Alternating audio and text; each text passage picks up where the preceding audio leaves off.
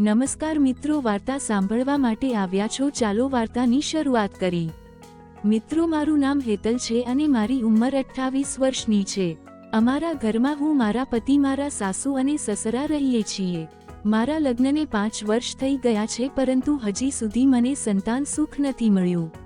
મારા સાસુ, સસરા અને પતિ મને ખૂબ જ પ્રેમ કરે છે. હું રાજસ્થાનના એક નાના એવા ગામમાં રહું છું.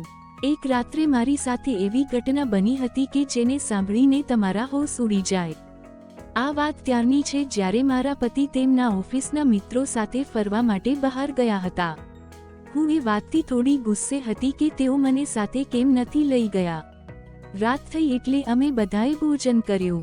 ભોજન કરીને મારા સસરા તેમના મિત્રો સાથે બેસવા માટે બહાર જતા રહ્યા. રાત્રિના લગભગ 11 વાગ્યા હતા. આજે અમારા પાડોશીના ઘરે જાગરણ હતું, એટલે મારા સાસુ આખી રાત પાડોશીના ઘરે જાગરણમાં જવાના હતા. મારા સસરા બહાર બેસવા માટે ગયા હતા, એટલે તેમને જાણ કરવાનું ભૂલી ગયા હતા.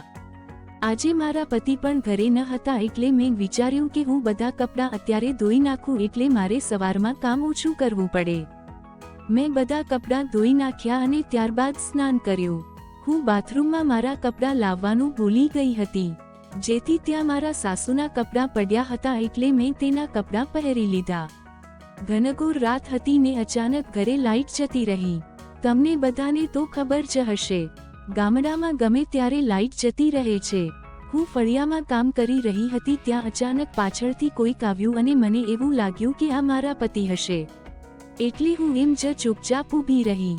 મને થોડો ગુસ્સો આવતો હતો, કારણ કે તેઓ મને તેમની સાથે નહોતા લઈ ગયા. થોડીવાર પછી તેણે મને સ્પર્શ કરવાનું શરૂ કર્યું. મેં તેને રોક્યા નહીં, કારણ કે તેઓ 4 દિવસથી ઘરે ન હતા. અમે બંને એ 4 દિવસથી મજા કરી ન હતી. પછી તેઓ બધી જગ્યાએ હાથ ફેરવતા હતા. હું ખૂબ જ ખુશ હતી. તેમને ક્રિકેટનું બેટ કાઢ્યું અને રમવા લાગ્યા. તેમનું બેટ ખૂબ જ મોટું અને જાડું હતું, એટલે હું નવાઈ પામી ગઈ. હજુ હું કંઈક બોલવા જ જવાની હતી, ત્યાં તેઓ બોલ્યા, ચૂપ રહેજે, કંઈ બોલતી નહીં, નહીતર વહુ સાંભળવી જશે. આ સાંભળીને મારા પગ નીચેથી જમીન સરકી ગઈ. આ મારા પતિ ન હતા, પરંતુ મારા સસરા હતા, જે મને સાસુ સમજીને મારી સાથે મજા કરતા હતા. મારા સાસુ પાડોશમાં જાગરણ કરવા ગયા હતા. આ વાત મારા સસરાને ખબર ન હતી, એટલે અંધારામાં હું કામ કરતી હતી તો તેઓ પાછળથી આવીને મારી સાથે મજા કરવા લાગ્યા. જ્યારે આ વાત તેમને ખબર પડી, એટલે તેનું મોઢું શરમથી નીચે થઈ ગયું. મને કહ્યું કે આ વાત કોઈને કહેતી નહીં, નકર આપણી બંનેની આબરૂ જશે. અંધારામાં કોણ હતું એ વાતનો મને ખ્યાલ ન રહ્યો. હવે આવી ભૂલો મારાથી ક્યારેય નહીં થાય, એટલે મને પણ લાગ્યું કે મારા સસરાથી ભૂલમાં આવું થઈ ગયું હતું, એટલે મેં આ વાત કોઈને કીધી નથી. ત્યારબાદ દોસ્તો, હું વિચારી રહી કે હું ફરીથી સસરા સાથે મોજ કરું. તેમની મજાથી મને ખૂબ જ આનંદ મળ્યો હતો, એટલે મેં ફરીથી મારા સસરાને કીધું કે મારે મોજ કરવી છે, તો મારા સસરા વિચારમાં પડી ગયા. પછી તેઓ માની ગયા અને તે દિવસે રાત્રે અમે 6 કલાક મોજ કરીને અમે પોતપોતાના રૂમમાં જઈને સૂઈ ગયા.